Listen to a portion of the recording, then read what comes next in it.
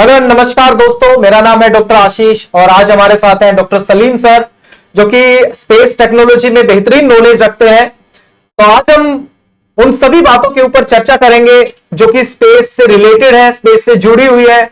आपके भी माइंड में बहुत सारी बातें आती होंगी स्पेस से रिलेटेड, और कुछ बातें मेरे भी माइंड में है, जिन सभी बातों से आज हम पर्दा उठाने वाले हैं और ये सारे रहस्य जो है स्पेस से के वो सारे रहस्य सुलझाने वाले हैं डॉक्टर सलीम सर। स्वागत है सर आपका। Thank you sir, thank you so much sir. तो सर, स्पेस का सबसे पहला जो क्वेश्चन मेरे दिमाग में आता है, क्या इस ब्रह्मांड में, इस यूनिवर्स में केवल हम ही हैं या हमारे अलावा भी कोई और बसता है इस ब्रह्मांड में?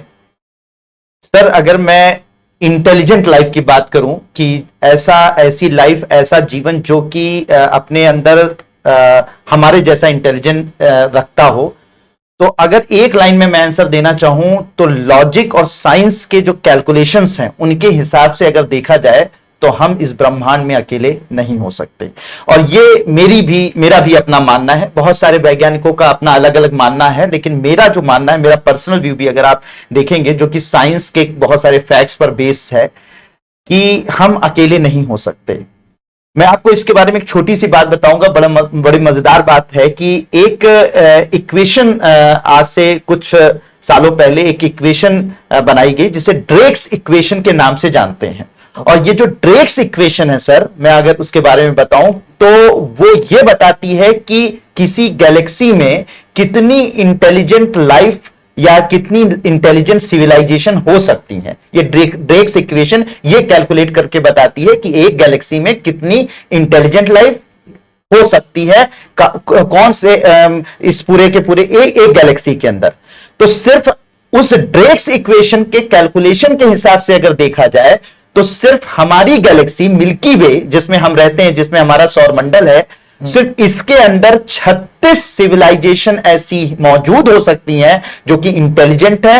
वो हो सकता है कि हमारे बराबर इंटेलिजेंट हो या हमसे भी ज्यादा इंटेलिजेंट सिविलाइजेशन एग्जिस्ट कर सकती हैं सिर्फ हमारी गैलेक्सी के अंदर। 36 ऐसी सिविलाइजेशन है। तो अब आप सोचिए कि अगर उस साइंटिफिक कैलकुलेशन के हिसाब से मैं ये बात कर रहा हूं तो 36 ऐसी सिविलाइजेशन है जो हमारी गैलेक्सी के अंदर मौजूद है और वो इंटेलिजेंट है। ठीक है। अब एक सवाल ये उठता है लोगों का कि सर, अगर इतनी इंटेलिजेंट सिविलाइजेशन हमारे गैलेक्सी के अंदर मौजूद है तो अभी तक हमारा किसी से संपर्क क्यों नहीं हो पाया? यही मैं सवाल आ रहा था। तो अब संपर्क इसलिए नहीं हो पाया क्योंकि ये जितनी भी सिविलाइजेशन है, कम से कम ड्रेक्स इक्वेशन के हिसाब से हर सिविलाइजेशन के बीच में जो दूरी है वो लगभग 17,000 लाइट ईयर की, लगभग एवरेज जो दूरी होगी वो 17,000 लाइट ईयर की होगी। यानी कि अगर एक सिविलाइजेशन, एक इंटेलिजेंट सिविलाइजेशन से दूसरे इंटेलिजेंट सिविलाइजेशन के बीच में अगर कोई मैसेज कन्वे किया जाए तो एक जगह से दूसरी, मतलब एक सिविलाइजेशन से दूसरे सिविलाइजेशन में मैसेज जाने में ही लगभग 17,000 साल का वक्त लग जाएगा। अगर लाइट की स्पीड से गई तो मतलब अगर मान लीजिए रेडियो वेव्स की मदद से अगर कोई भी इंटेलिजेंट लाइफ हमें मैसेज कन्वे करती है रेडियो वेव्स की मदद से, तो वो रेडियो वेव्स हमारी धरती तक पहुंचने में लाइट की स्पीड से 17,000 साल लग जाएंगे। तो हो सकता है किसी सिविलाइजेशन ने हमें मैसेज भेजा हो लेकिन वो अभी तक हमारे तक ना पहुंच पाया हो, और कुछ मैसेजेस हमने भी भेजे हैं हमारे वाइजर के थ्रू, और भी बहुत सारे ऐसे हमने स्पेस मिशन किए जिसके तहत हमने भी कुछ ऐसे मैसेज भेजे हैं अपने दूसरे मतलब दूसरे किसी भी इंटेलिजेंस सिविलाइजेशन के लिए, वो भी हमने भेजे हैं। अभी वो इतनी दूर नहीं गया है कि वो उन लोगों को मिल पाए। ठीक है। तो ये बात तो है कि जो लॉजिक बोलता है, साइंस बोलती है, उस हिसाब से इंटेलिजेंट लाइफ हो सकती है।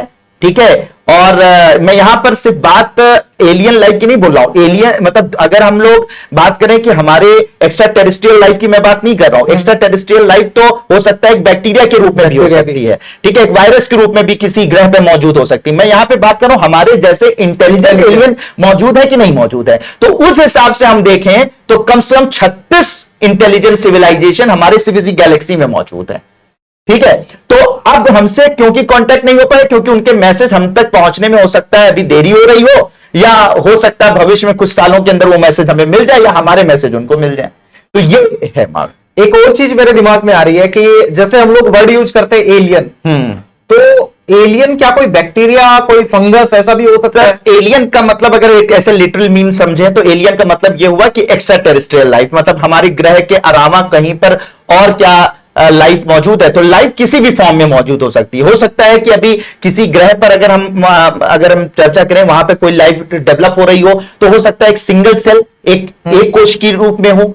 ठीक है, हो सकता है कि वो हमारे ग्रह पे मौजूद अमीबा की तरह हो सकता है हमारी तरह हो, या किसी दूसरे जानवर की तरह हो। अब जो पिक्चरों में दिखाया जाता है एलियन लाइफ कि वो एक वो जादू सा आ गया हमारे पास या इस तरीके से आ गया, तो उस तरीके से जरूरी नहीं कि एलियन लाइफ मौजूद हो सकता है एक बैक्टीरिया एक सिंगल सेल्यूलर ऑर्गेनिज्म की तरह से भी हो सकती है, और हमारे जैसे इंटेलिजेंट भी हो सकती है, या हमसे भी ज्यादा सुपर इंटेलिजेंट भी हो सकती है।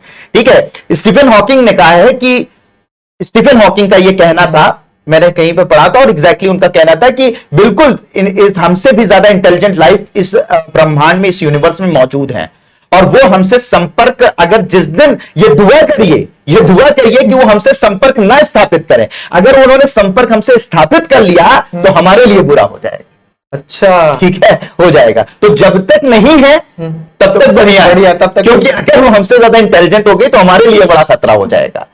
ठीक है, इसी वजह से जब कभी भी किसी भी ग्रह, किसी भी मिशन के थ्रू जब हम मैसेजेस कन्वे करते हैं किसी दूसरी सिविलाइजेशन के लिए, कभी कभी हम लोगों ने कई बार ऐसे काम किए, तो उसमें ये कई लोग इसका अपोज भी करते हैं, भैया ऐसे मैसेज मत भेजो।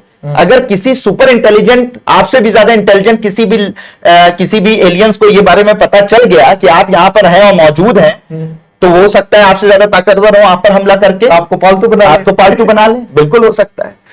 तो ये थे यूनिवर्स के बारे में बातें, स्पेस के बारे में। दूसरा मेरा क्वेश्चन निकल के आ रहा है कि एक वर्ड यूज होता है जिसको हम लोग बोलते हैं डार्क एनर्जी या डार्क मैटर। तो जो हमारे पीछे चल रहा है, ये जो ब्लैक कलर का चल रहा है, क्या हम इसको डार्क मैटर बोल सकते हैं सर? नहीं सर, डार्क मैटर और डार्क एनर्जी एक्चुअली देखिए ये भी बहुत ही इंटरेस्टिंग फील्ड है। आप समझिए, अपने चारों तरफ देखिए। ठीक है, अगर आप अपने चारों तरफ देखेंगे तो आपको पता ये चलेगा जो कुछ भी आपको इस वक्त दिख रहा है वो सब मैटर है, वो सब पदार्थ है। पदार्थों से बना हुआ है। ये यहां पर अगर सामने अगर कोई एक कुर्सी रखी हुई है तो वो भी एक पदार्थ से बना हुआ। पीछे जो आपका ये बोर्ड है वो भी एक तरीके के पदार्थों से बना हुआ है। आपके सामने टीवी रखी है वो भी पदार्थों से बनी हुई है। जो कुछ भी हमें, ये मिट्टी है, ये कार है, मतलब हम सब हम पदार्थों से बने हुए, मैटर से बने हुए। और इस ब्रह्मांड में अगर आप नजर दौड़ाएं तो जितने भी तारे हैं, जितने भी ग्रह हैं, जितने भी नक्षत्र हैं, ये सब के सब पदार्थों से बने हुए हैं। समझ रहे हैं? पदार्थों से बने। और कितना बड़ा ब्रह्मांड है, जरा आप इमेजिन करिए। हम तो एक सोलर सिस्टम के पार्ट है ना, लेकिन आप ये सारा का, और इस तरीके के अरबों सोलर सिस्टम एक गैलेक्सी में पाए जाते हैं, और ऐसी अरबों खरबों गैलेक्सी मौजूद हैं। ठीक है, जिससे गैलेक्सी क्लस्टर बनते हैं, और फिर ऐसे अरबों खरबों गैलेक्सी क्लस्टर मिलकर एक ब्रह्मांड बनाते हैं। और माना यह भी जाता है, हो सकता है बहुत सारे ब्रह्मांड भी हो, मल्टी यूनिवर्स सिस्टम भी हो सकता है।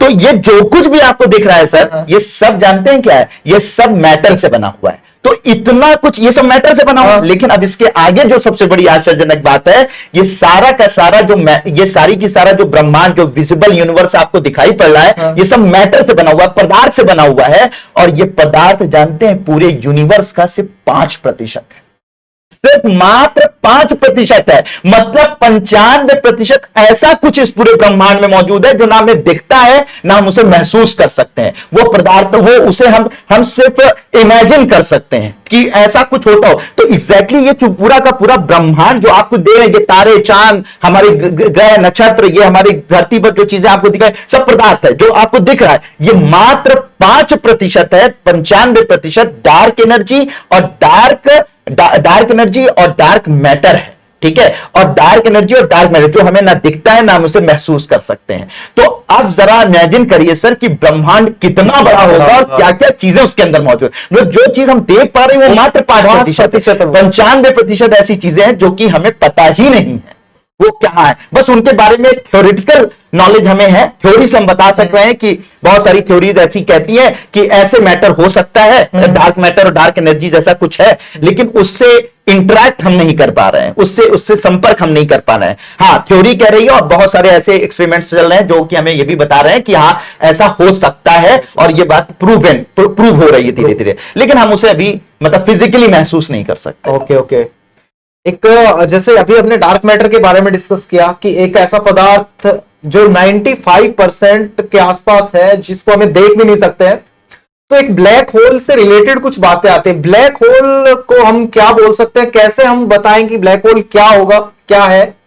देखिए, बहुत सिंपल वे में मैं बात बताता हूं ब्लैक होल की, बहुत ही सिंपल वे में आपके व्यूअर्स के लिए कि एग्जैक्टली देखिए, जब एक तारे का जन्म होता है, एक बड़ा तारा जब जन्म लेता है, तो जब बड़े तारे के अंदर सारा का सारा फ्यूल क्या होता है, उसके अंदर बड़े तारे के अंदर फ्यूल क्या होता है, हाइड्रोजन। अच्छा। तो जब कोई भी तारा इस ब्रह्मांड में जन्म लेता है, खास करके बड़े तारे जब जन्म लेते हैं, तो उनके अंदर फ्यूल होता है, ईंधन होता है, हाइड्रोजन। जब यही हाइड्रोजन लाखों करोड़ों अरबों सालों तक जलता रहता है, हाइड्रोजन हीलियम में बदलता रहता है, हाइड्रोजन जल जल के हीलियम में बदलता रहता है, हाइड्रोजन जल जल के हीलियम में बदलता रहता है। एक वक्त आता है कि सारा का सारा जो हाइड्रोजन है वो हीलियम में कन्वर्ट हो जाता है एक बड़े तारे का, और फिर ऐसी कंडीशन में और सारा का सारा जो हाइड्रोजन है किसी तारे का हीलियम में बदलकर वो एग्जैक्टली और भी हैवी मेटल्स में कन्वर्ट हो जाता है। ठीक है, और वो हैवी मेटल उसके कोर में इकट्ठा हो जाता है। ठीक है, उस बड़े तारे के, और जब उसके कोर में इकट्ठा हो जाता है तो उसका कोर इतना भारी और इतना डेंस हो जाता है कि एक जबरदस्त विस्फोट होता है, जिसे हम लोग सुपरनोवा विस्फोट कहते हैं। और उस सुपरनोवा विस्फोट के बाद तारे का अंत हो जाता है, तारे की मृत्यु हो जाती है, और फिर उसके बाद एक हाईली डेंस, बहुत ज्यादा घनत्व वाली, बहुत ज्यादा गुरुत्वाकर्षण वाली एक बॉडी बनती है, जिसे हम लोग ब्लैक होल कहते हैं, जिसके अंदर इतना गुरुत्वाकर्षण होता है कि अगर उसके अंदर प्रकाश भी प्रवेश करता है तो यह प्रकाश को रिफ्लेक्ट नहीं करती है। ठीक है, इसे वापस नहीं भेजती, बल्कि उस प्रकाश को भी अवशोषित कर लेता है। इसी वजह से वो, क्योंकि प्रकाश रिफ्लेक्ट होने की वजह से हमें दिखाई पड़ता है, और ये रिफ्लेक्ट नहीं करती, ये पूरे के पूरे प्रकाश को अवशोषित कर लेती है, तो वो चीज हमें दिखती नहीं है, वो जगह हमें ब्लैक ही दिखाई पड़ती, मतलब समझ में आती है। इसी वजह से हम उसे ब्लैक होल कह देते हैं। तो सिंपल भाषा में, एक बड़े तारे की मृत्यु के बाद जो बचा हुआ अवशेष होता है वो असल में ब्लैक होल में बदल जाता है। ठीक है, और वो अत्यधिक गुरुत्वाकर्षण, अत्यधिक घनत्व वाली चीज होती है, जो कि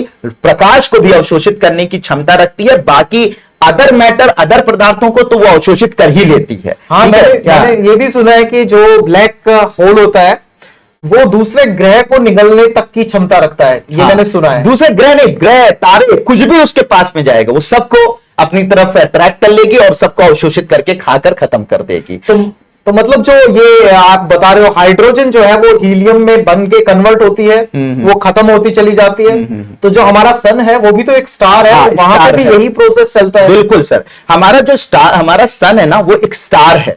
ठीक है, वो भी स्टार है, और उसके अंदर भी हाइड्रोजन हीलियम में बदल रही है। लेकिन आपको जानकर यह भी मजा आएगा कि हमारा जो सन है, हमारा जो सूर्य है, वो इतना छोटा तारा है, ठीक है, जिसके ब्लैक होल में बदलने की ताकत नहीं है।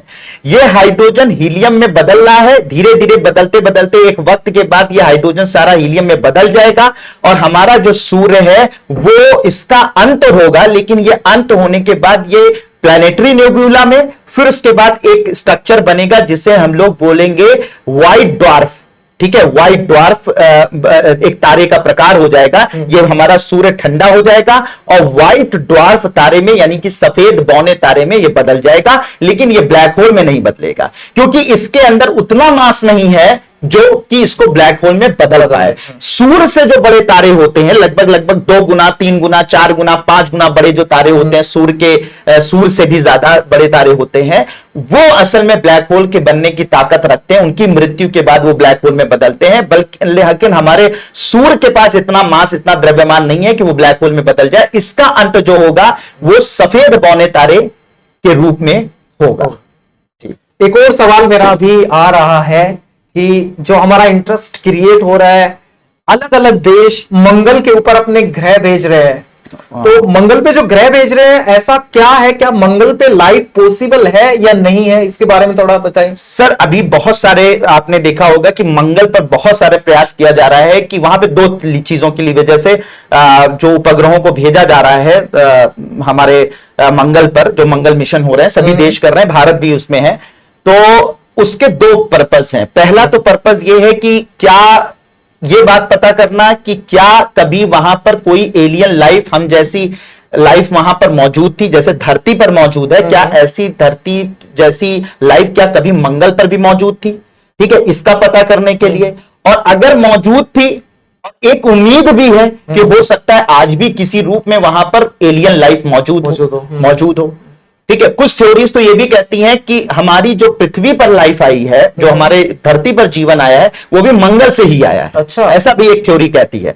तो ये माना जा रहा है। तो एक तो सबसे बड़ा जो ऑब्जेक्टिव है आज हमारे मतलब इस वक्त जो हमारे मिशन भेजे जा रहे हैं मंगल मिशन, तो उसका जो सबसे बड़ा पहला ऑब्जेक्टिव तो यही है कि ये बात पता करना क्या पहले मंगल पर जीवन था या जीवन किसी रूप में आज भी क्या मौजूद है। ठीक है, ये दो पर्पस के वजह से मंगल पर मिशन भेजे जा रहे हैं, अलग अलग देश भेज रहे हैं। एक तो ये पता करना, और बहुत कुछ पता भी अब चल गया है कि वहां पे कभी नहरें बहा करती थी, कभी वहां नदियां मौजूद थी, वहां पे कैनियंस थे, बहुत सारी चीजें पता भी चल रही हैं। अभी एग्जैक्टली वहां पर किसी तरीके के जीवन का पता अभी पूरी तरीके से नहीं चल पाया है।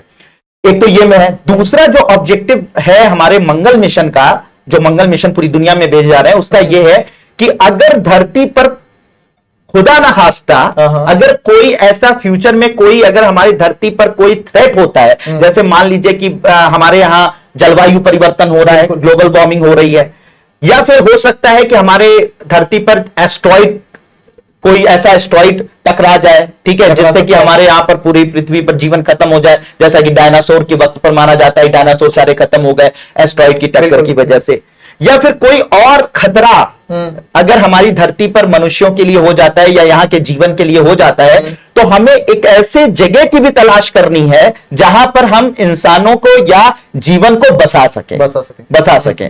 तो दूसरा ऑब्जेक्टिव यह है कि हमें बेस्ट पॉसिबल प्लेस ढूंढनी है जहां पर हम अगर धरती को कभी भी फ्यूचर में खतरा होता है किसी भी कारण से, तो हम यहां से जीवन को ले जाकर वहां पर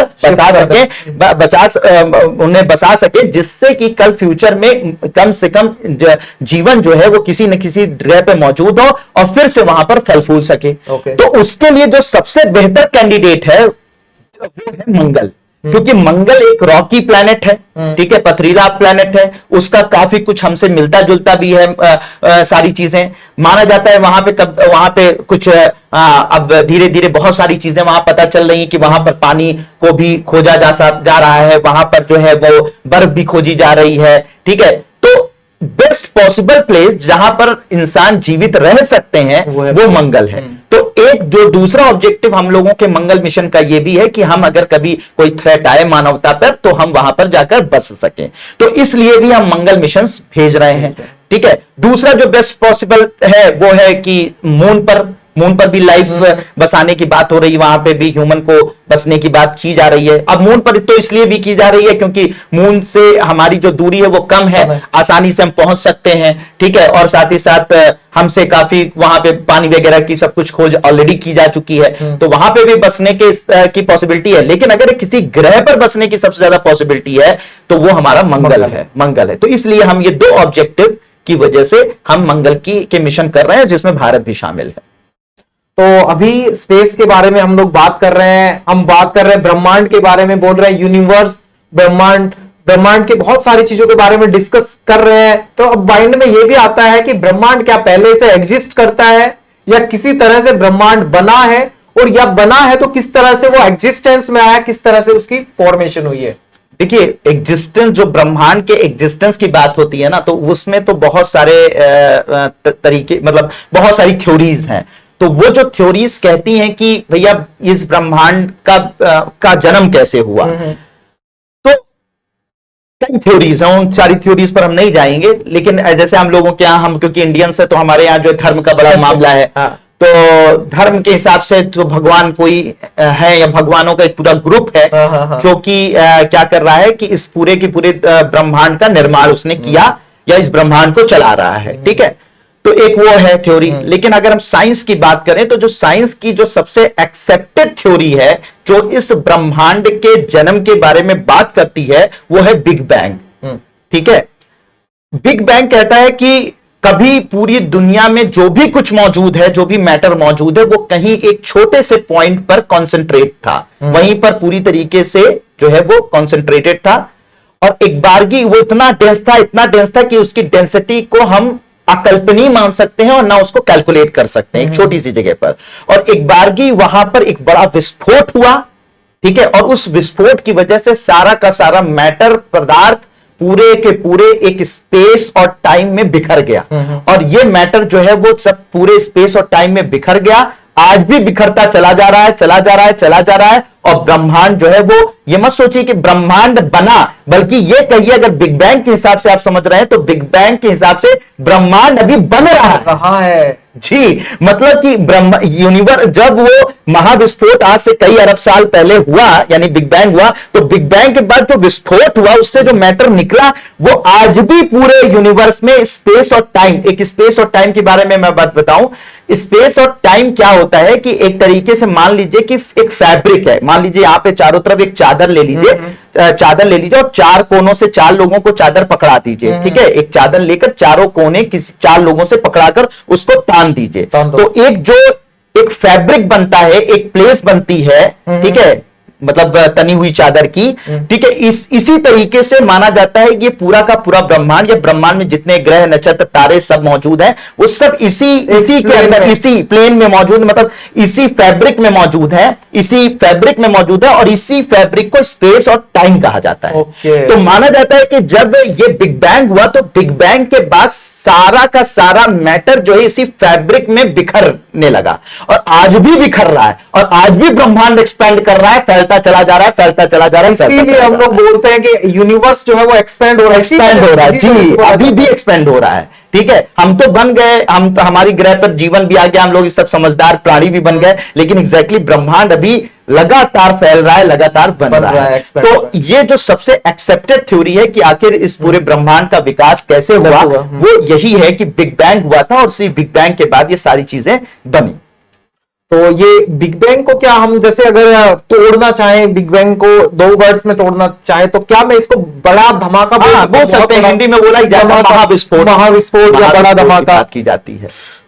तो ये जो यूनिवर्स है, मान के चलो हम लोग बोलते हैं कि यूनिवर्स में यहां तारा खोजा गया, वहां तारा खोजा गया, हबल टेलीस्कोप से देखा गया, इससे देखा गया, वहां इतने लाइट ईयर से एक तारा खोज दिया गया है। तो ऑब्जर्वेबल यूनिवर्स जो है, जिसको बोला जाता है, एक वर्ड, एक टर्म आती है ऑब्जर्वेबल यूनिवर्स। तो ऑब्जर्वेबल यूनिवर्स क्या है एक्चुअल में, और क्या उसके बियॉन्ड भी कुछ आगे, उसके आगे भी कुछ है? देखिए, ऑब्जर्वेबल जो यूनिवर्स की आप बात कर रहे हैं, जो हमें दृश्य है, जो हमें दिख रहा है, ठीक है, उस यूनिवर्स की बात करें, यानी जहां तक हमारी जो मशीनरी है या हमारे टेलीस्कोप्स हैं, जहां तक उनकी क्षमता है जो देख पा रहे हैं, तो अभी दुनिया का सबसे, अगर मैं सिर्फ आपको फिर से एक आश्चर्य में डालूंगा और आपको अच्छा भी लगेगा और सभी को, व्यूअर्स को भी अच्छा लगेगा कि एग्जैक्टली अभी स्पेस टेक्नोलॉजी में अभी तक का जो सबसे जबरदस्त टेलीस्कोप भेजा गया है, जो हमारी क्षमता है, मतलब ये कह सकते हैं हमारी इंसानियत की, ह्यूमैनिटी की जो सबसे बड़ी क्षमता से बना हुआ सबसे बड़ा जो टेलीस्कोप, जो सबसे ताकतवर टेलीस्कोप है, ठीक है, उसका नाम है जेम्स वेब स्पेस टेलीस्कोप। और ये जो जेम्स वेब स्पेस टेलीस्कोप है सर, ये कहते हैं कि ये पास्ट में भी देख सकता है, यानी कि अपने भूत में भी देख सकता है, इतना ताकत है उसके पास। यानी आज से यहां से जो अरबों खरबों साल पहले जो घटनाएं घटी थी, उनको भी देखने की क्षमता ये रखता है, ये जो जेम्स वेब स्पेस टेलीस्कोप है। तो इतना ताकतवर टेलीस्कोप आपने भेजा है, उसके बावजूद जो इतने ताकतवर टेलीस्कोप को जो आपने भेजा है, उसने पहली पिक्चर जो जेम्स वेब स्पेस टेलीस्कोप ने ली है, ठीक है, उस पिक्चर को आप जब इस पॉडकास्ट को लगाइएगा, एडिट कीजिएगा, तो उसमें वो पिक्चर को लगा दीजिएगा। तो जेम्स वेब स्पेस टेलीस्कोप ने जो पहली पिक्चर ली है इस ब्रह्मांड के एक छोटे से भाग की, वो उस पूरी की पूरी पिक्चर में कम से कम लाखों गैलेक्सीज दिख रही हैं, लाखों गैलेक्सीज दिख रही हैं, और एक गैलेक्सी में अरबों खरबों, हमारे सूर्य जैसे अरबों खरबों तारे होते हैं। तो अरबों खरबों तारों से मिलकर एक बनता है एक गैलेक्सी, और उस पिक्चर के अंदर कम से कम 2 से 3 लाख गैलेक्सीज दिख रही हैं। और आपको जानकर मजा आएगा, उस पिक्चर को आप भी देखिएगा वो जितना बड़ी पिक्चर हमारे जेम्स वेब स्पेस टेलीस्कोप ने ली है, ठीक है, उसमें जिसके अंदर लाखों गैलेक्सी दिख रही हैं, जिनके अंदर करोड़ों अरबों तारे मौजूद हैं एक एक गैलेक्सी के अंदर, ठीक है, वो अगर हम खड़े हो जाएं तो मेरी एक उंगली पर रखे हुए रेत के दाने के बराबर का एरिया है जिसकी picture James Webb space telescope ने ली है। मतलब एक उंगली पर रखे हुए रेत के दाने के बराबर का वो हिस्सा जिसकी picture James Webb space telescope ने ली है, उसमें कई लाख गैलेक्सीज मौजूद है जिसके अंदर कई करोड़ तारे मौजूद हैं। तो ब्रह्मांड कितना बड़ा होगा इसकी कल्पना भी हम नहीं कर सकते हैं। तो अभी तक जो हमारी ताकत है वो इतनी लिमिट तक है, बाकी इसके आगे क्या मौजूद है, किस तरीके से मौजूद है, तो थ्योरीज हैं, कैलकुलेशंस हैं फिजिक्स की, वो सब बताती हैं, बट एग्जैक्टली हम कल्पना नहीं कर सकते कि कितना बड़ा हमारा ब्रह्मांड है। तो इसका मतलब, और यहां तक ब्रह्मांड की बात की जा रही, ब्रह्मांड से भी ज्यादा दूर अगर बात की जाए तो यह भी बात चलती है कि ब्रह्मांड ही नहीं है बल्कि ऐसे बहुत सारे ब्रह्मांड मौजूद है। मल्टीवर्स की बात होती है, जो मल्टीवर्स की बात होती है, तो वो भी मौजूद है। इसका मतलब बहुत सारे तारे मिलके एक गैलेक्सी बना रही है। हाँ, बहुत सारी गैलेक्सी मिलके क्या बना रहे हैं, कई सारी गैलेक्सी बना रहे हैं, फिर और सारी गैलेक्सी, फिर एक यूनिवर्स बन रहा है। हाँ। यूनिवर्स के आगे फिर एक मल्टीवर्स बन रहा है। जी जी, मतलब पहले तो ये समझिए कि पहली बात तो जैसे हम तो एक ग्रह हैं, ग्रह हैं, फिर ग्रह कितना बड़ा है, ऐसे कई ग्रहों से मिलकर एक तारा बन रहा है। एक तारे के हम मतलब तारा नहीं मिल रहा है, मतलब एक तारे के ही हम भाग हैं इस ग्रह के। हाँ। ये जो हमारा ग्रह है वो ऐसे तारों का भाग है, ठीक है। तो फिर उसके बाद ग्रह हैं बहुत सारे, उन ग्रहों से रिलेटेड एक तारा है।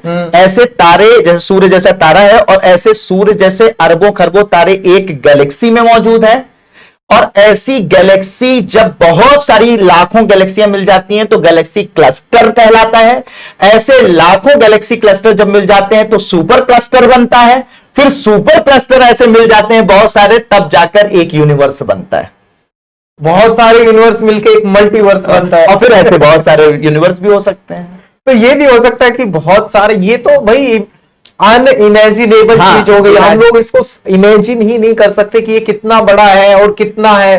पूरा स्पेस ही स्पेस है, स्पेस ही स्पेस है, मल्टीवर्स है। चलिए अगले क्वेश्चन की तरफ बढ़ते हैं। हम लोग सर से एक दूसरा क्वेश्चन पूछते हैं कि चलो ये जो हमारा यूनिवर्स है, जो स्पेस है, क्या स्पेस से इस अर्थ के ऊपर कोई खतरा हो सकता है या नहीं हो सकता? कुछ ऐसा है, मतलब स्पेस से क्या कोई खतरा पृथ्वी पर आ सकता है? पृथ्वी पर कोई खतरा स्पेस से आ सकता है क्या? नहीं, बहुत सारे खतरे हैं सर, बहुत सारे खतरे हैं। मतलब सबसे बड़ी बात तो हमारा सबसे इंपॉर्टेंट है कि जिससे कि हमारे पूरे डायनासोर खत्म हो गए, ठीक है। एस्ट्रॉइड का हमला हो सकता है। अभी एक रिपोर्ट आई है जिसके हिसाब से 2037 या 38 में एक अभी नासा ने एक नया एस्ट्रॉइड खोजा है जो कि 2037 या 38 में वो जो है पृथ्वी से टकराने के 70% से ज्यादा चांस हैं उसके पृथ्वी से। और अगर एक एस्ट्रॉइड, ठीक ठाक सा एस्ट्रॉइड, कुछ किलोमीटर का एस्ट्रॉइड पृथ्वी से टकराता है तो पूरी पृथ्वी को नष्ट कर सकता है। तो एस्ट्रॉइड का बहुत बड़ा खतरा है। दूसरा जो सबसे बड़ा खतरा है जिसको स्टीफन हॉकिंग ने, मैंने जैसे शुरुआत में बताया, एलियंस का हो सकता है सुपर इंटेलिजेंट लाइफ इस ब्रह्मांड में मौजूद हो जो आपको ऑब्जर्व कर रही हो और कहीं ना कहीं आकर आप गलती से कांटेक्ट कर लिया तो आपको बनाएंगे पालतू। जी, उससे पालतू भी बना सकते हैं। तीसरा जो खतरा है अभी रिसेंट में चल रहा है, सोलर फ्लेयर से, जो सूर्य से निकलने वाले, आपको काफी न्यूज में पढ़ते एक नया टॉपिक था सोलर। टॉपिक बहुत पुराना था लेकिन अब लोग जो है उसके बारे में थोड़ा सा अवेयर ज्यादा हो रहे हैं। एक्चुअली सोलर फ्लेयर क्या है, सूरज जो है वो लगातार, जैसा कि आपने पहले भी मैंने आपको बताया कि हाइड्रोजन जो है किसी तारे में हीलियम में कन्वर्ट होता रहता है। तो कभी कभी ये जो प्रोसेस होती है वो हाइपर एक्टिव हो जाते हैं तारे। तो जब ये एक्टिविटी ज्यादा हो जाती है तो उनमें से बहुत सारे कारण होते हैं, उनकी वजह से जो है वो इलेक्ट्रोमैग्नेटिक वेव्स की तरंगें निकलती हैं सूर्य से। हाँ, इलेक्ट्रोमैग्नेटिक वेव्स जो होती हैं, विद्युत चुंबकीय तरंगों का एक तूफान निकलता है हमारे सूरज से। और ये जो विद्युत चुंबकीय तरंगों का, इलेक्ट्रोमैग्नेटिक वेव्स का जो तूफान होता है, ये जब वहां से चलता है, इन्हें सोलर फ्लेयर्स कहते हैं। और ये जब सोलर फ्लेयर्स या सौर तूफान जिसे हम कह सकते हैं नॉर्मल भाषा में, कॉमन भाषा में, तो ये तूफान जब हमारी पृथ्वी से टकराता है या पृथ्वी के ग्रहों जो हम लोगों ने उपग्रह भेज रखे हैं उनसे टकराता है, तो ये इलेक्ट्रोमैग्नेटिक वेव्स जो होती हैं वो पूरे ग्रहों उपग्रहों को खराब कर देती हैं। अच्छा। हम लोग भी जलकर खाक हो सकते हैं, यहां पर जीवन नाश हो सकता है इन सोलर फ्लेयर की मदद से, सोलर फ्लेयर की वजह से, सौर तूफानों की वजह से। लेकिन हम क्यों नहीं हो पाते? क्योंकि हमारे पास ये शुक्र मनाइए कि हमारे पास हमारे मैग्नेटिक पोल मौजूद है। हमारे जो धरती है उस धरती के दोनों तरफ आपको पता होगा कि नॉर्थ पोल और साउथ पोल मौजूद है, मैग्नेटिक पोल्स हैं वो। ये मैग्नेटिक पोल्स सूर्य से आने वाले उन तूफानों को क्या कर देती हैं? अपनी तरफ अट्रैक्ट करके उनको ऐसे डाइवर्ट कर देती हैं, जिससे कि ये धरती के सतह तक नहीं पहुंचने पाते, जिससे कि हम सब यहां जिंदा हैं, जिससे कि हमारी धरती पर हमारे इस ग्रह पर जीवन मौजूद है। और ये ऐसे मुड़ जाती हैं और मुड़कर ये डाइवर्ट हो जाती हैं और धरती तक नहीं आने पाती हैं। यही वजह है। तो ये शुक्र मनाइए, हमारी धरती पर जीवन मतलब जीवन के पाए जाने के सिर्फ एक कारण नहीं है, बहुत सारे ऐसे कारण हैं जिसकी वजह से यहां पर जीवन मौजूद है और जीवन एग्जिस्ट कर रहा है। तो हम बहुत लकी, जो हम लोग सीधी से मतलब हमेशा ही बात कहता हूं कि हम लोग सोचते हैं ना कि जीवन जो है वो हम मंगल पर तलाशें, हम चंद्रमा पर तलाशें, दूसरे उपग्रहों पर, सॉरी दूसरे ग्रहों पर तलाशें। अरे भैया, यहां पर जो जीवन मौजूद है इसे ही बचा लो, क्योंकि इससे ज्यादा लकीएस्ट प्लेस हो नहीं सकती है, वरना हम सौर तूफान के कहर से ही मर जाते। इसका मतलब इतनी सारी जो चीजें हैं, इसका मतलब जैसे ओजोन भी हो गया, हम तो फिर बचे हुए हैं यहाँ पे। सर यहाँ पे मतलब मोस्ट लकीएस्ट अगर प्लैनेट बना और क्यों बना, कैसे बना, ठीक है, कैसे बना, ये सारा लक यहीं पर पाया जा रहा है। ये भी खोज का विषय है और मतलब आज वैज्ञानिकों को आश्चर्यचकित कर देता है कि जीवन पाए जाने की हर कंडीशन यहां पर है, और दुनिया के ब्रह्मांड के जितने खतरे हैं वो सबसे भी बचा रहना यहां पे पॉसिबल है। ठीक है, और वो आश्चर्यजनक तरीके से है। तो इसका मतलब इतनी बड़ी मतलब हम लकी हैं, इतनी ज्यादा तरंगे आ रही हैं, यहां तक पहुंच रही है, तो और उससे बचना बहुत बड़ी बात है। बहुत बड़ी बात है। मंगल पर सबसे बड़ा चैलेंज सर यही है ना, मंगल पर आप बस तो जाओगे, या आप सूर्य उस पे चंद्रमा पर बस तो जाओगे, वहां कॉलोनी तो बसा लोगे, लेकिन इन इलेक्ट्रोमैग्नेटिक वेव्स, ये सौर तरंगों, सौर तूफान से नहीं बच पाओगे। तो आपको वहां पर सिर्फ पानी की तलाश नहीं करनी है मंगल और चंद्रमा पर, वहां पर सिर्फ आपको जो है वो वहां पर ऑक्सीजन की तलाश नहीं करनी है, वहां पर आपको जो है रहने का स्थान नहीं ढूंढना है, बल्कि वहां पर आपको इन जो कह सकते हैं ब्रह्मांड में ये जो कॉस्मिक तरंगे होती हैं, जो साथ ही साथ सूर्य से आने वाले जो सौर तूफान होते हैं, इनसे भी बचना होगा। अल्ट्रावायलेट रेज से बचना होगा, तो जो हाँ, या उनसे भी बचना होगा। तो सिर्फ यहां पे पानी पा जाओगे, वहां ऑक्सीजन क्रिएट कर लोगे, वहां रहने का स्थान बना लोगे ही, तो वहां पे जीवन नहीं चलेगा, बल्कि इनसे भी तुम्हें सामना करना है। तो इसके लिए तो मैं एक बात बोलना चाहूंगा, जितने यत्न वहां जीवन बसाने में करे जाएंगे, उतने यत्न में तो इसको बहुत बेहतरीन एक रहने लायक प्लानेट हम बना सकते हैं। सर रहने लायक तो है ही, है उसको बचाना है। जो हमने अभी तक बर्बाद कर दिया है भैया, उसको हम लोग ठीक कर सकते हैं, उसको बिल्कुल हम रिवर्स कर सकते हैं। उन सभी चीजों को जितना हम एक्सपेंस उधर करेंगे, जितना मतलब योगदान उधर लगाएंगे, यत्न करेंगे, उसका 10% भी कर लेंगे, तो यहाँ सब चीजें बढ़िया हो जाएंगे। बहुत शानदार भाई, सीधी सी बात है। तो वही बात है ना कि एक किसी फिल्म में डायलॉग था कि वो चांद पर बसने वालों, ठीक है, धरती पर तो रहना सीख लो। हाँ, चांद पर बेहतरीन सर, बेहतरीन। तो एक ये भी बात आ रही है कि जैसे मान लो कि एक्सप्लोर किया जा रहा है, यूनिवर्स एक्सप्लोर किया जा रहा है, अलग अलग ग्रह पे भेजे जा रहे हैं, जो खोज है या फिर जो हम बोले साइंटिफिक स्टडी है, वो सारी अलग अलग ग्रह पे चल रही है। पहले तो चंद्रमा के ऊपर स्टडी की जाती थी, वहां पे अपने यान भेजे जाते थे, अब मंगल की तरफ बढ़ गए हैं। तो इसका जो भविष्य है, जो फ्यूचर है स्पेस एक्सप्लोरेशन का, उसको आप किस तरीके से देखते हैं? सर स्पेस एक्सप्लोरेशन तो हमें करना पड़ेगा, ठीक है, वो जरूरी नहीं हम धरती को बहुत खूबसूरत बना लें अपने हिसाब से। आज से अगर हम प्रयास करें तो धरती बच सकती है, और हमें बचाना भी चाहिए, क्योंकि इससे बेहतर रहने की जगह इस पूरे अभी तक नॉन ऑब्जर्वेबल जो यूनिवर्स है, अभी तक ये जो हम लोग जितना भी ब्रह्मांड को जान पाए हैं, अभी तक इससे बेहतर जगह तो नहीं है। मतलब ये तो बात कंफर्म हो गई है कि हमारी धरती बेस्ट प्लेस है जहां पर जीवन हो सकता है, जीवन है, जीवन जो है वो फ्यूचर में यहां पर एग्जिस्ट कर सकता है। अभी तक नॉन यूनिवर्स में ऐसी कोई जगह नहीं है जहां पर हमारी धरती जैसी कोई जगह मौजूद हो। तो ये तो फैक्ट है, फैक्ट है। लेकिन इसके बावजूद भी बहुत सारे ऐसे खतरे, जैसे मैंने एस्टेरॉइड का खतरा बताया, ठीक है, या फिर एक वक्त के बाद जो है वो धरती जो है वो धीरे धीरे जो नेचुरल क्लाइमेट यहां पर चेंज होंगे, प्राकृतिक रूप से यहां पर जलवायु परिवर्तन होंगे, जलवायु परिवर्तन होंगे। तो बहुत सारे खतरे हमारे पास ऑलरेडी हैं, हमारी इस धरती पर जो मतलब प्राकृतिक रूप से भी हैं। तो हमें कोई ना कोई ऐसी जगह ढूंढनी पड़ेगी जहां पर हम इंसानों को ले जा पाए, जहां पर हम जीवन को पनपा सके, क्योंकि ये बड़ा प्रीशियस है जीवन, कहीं पर देखा नहीं गया अभी तक। तो इसे हमें बचाना है। तो इसको बचाने के लिए और अपने आप को और इस ब्रह्मांड में विस्तार देने के लिए, मनुष्य को या मानवता को और विस्तार देने के लिए हमें स्पेस एक्सप्लोरेशन तो करने ही पड़ेंगे, ठीक है। तो हम करें स्पेस एक्सप्लोरेशन, बिल्कुल करना चाहिए, और भारत इसमें बहुत आगे जा रहा है, बहुत अच्छे। अभी आपने देखा चंद्रयान हमने भेजा था, 2008 से भेज रहे हैं, उसके बाद हमने अभी 2023 में तीसरा चंद्रयान भेजा, चौथे की तैयारी कर रहे हैं। मंगलयान भेजा है 2013 में, फिर हम मंगलयान की फिर से तैयारी कर रहे हैं। तो हम कर रहे हैं, हम भी कर रहे हैं, पूरी दुनिया कर रही है, और करना भी चाहिए, ठीक है। तो इसका फ्यूचर यही है कि हम मानवता को सिर्फ यहीं तक सीमित नहीं रख सकते हैं, बल्कि मानवता का विस्तार हम पूरे ब्रह्मांड में और जहां जहां जगह वहां पॉसिबल है वहां पर बसने की कोशिश करेंगे, वहां पर जाने की कोशिश करेंगे।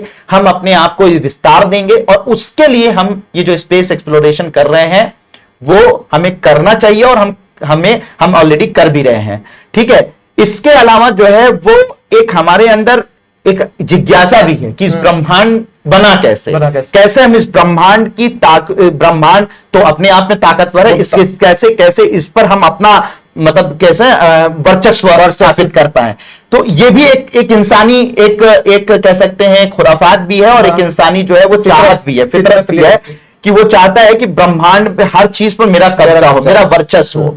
तो इस वर्चस्व को स्थापित करने के लिए भी हमें स्पेस एक्सप्लोरेशन करना पड़ेगा, और वो हम कर रहे हैं। तो हमें करना भी चाहिए, लेकिन डिस्ट्रक्टिव वे में, ठीक है, किसी चीज को नष्ट करके नहीं, बल्कि कंस्ट्रक्टिव वे में किया जाए तो बहुत ही बेहतर भविष्य है इसका। तो थोड़ा सा इस पे मैं थोड़ा सा अपनी बात रखना चाहता हूं कि भाई अगर हम चलो दोनों चीजें बढ़िया है, अर्थ तो है ही रहने लायक, हम रह रहे हैं बिल्कुल बढ़िया, सब बढ़िया चल रहा है, लेकिन अगर हम दोनों चीजें करते रहे, उसको हम प्रोटेक्ट करके रखें, जो चीजें चल रही है उन सभी से प्रोटेक्ट करके रखें, एनवायरमेंट को प्रोटेक्ट करें, या जो हमने डैमेज अर्थ को अभी तक दिए हैं, ह्यूमन ने जो भी दिए हैं उसको प्रोटेक्ट करके रखें, और साथ में जो अपने रिसर्च जो ये स्पेस एक्सप्लोरेशन जिसको हम लोग बोल रहे हैं कि यूनिवर्स में जो भी एक्सप्लोर करना है वो सारी चीजें देखें।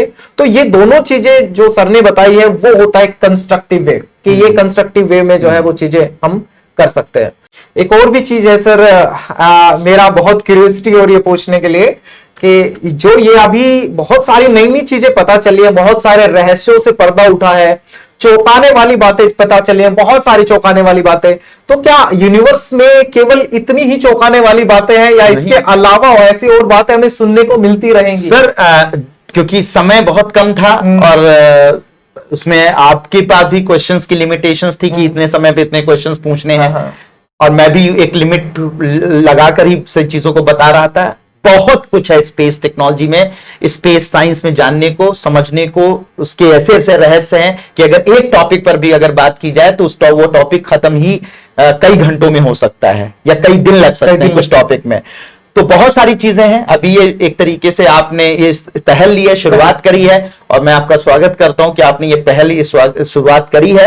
इस तरीके के और भी टॉपिक पर हम लोग बात कर सकते हैं। कभी कभी एक सिंगल पॉइंट, सिंगल टॉपिक, जैसे कि एक ब्लैक होल टॉपिक उठा लिया, ब्लैक होल पर ही हम बहुत सारी बातें कर सकते हैं, पूरा का पूरा पॉडकास्ट कर सकते हैं। तो फ्यूचर में अगर आपने ऐसा मौका दिया तो जरूर हम लोग इस ऐसे टॉपिक पर बात करेंगे। अभी बहुत सारे ऐसे रहस्य हैं जिनको जानकर मजा आ जाएगा आपको, समझकर, जानकर। तो हम लोग ऐसे बहुत सारे सिंगल टॉपिक पर भी बातें कर सकते हैं आगे आने वाले पॉडकास्ट में, अगर आप इसको कंटिन्यू करते हैं। तो बहुत सारी नई बातों का पता चला हमें, और इन फ्यूचर ऐसे ही मतलब हैरान कर देने वाले सारे तथ्य आपके सामने आएंगे, फ्यूचर में भी आते रहेंगे।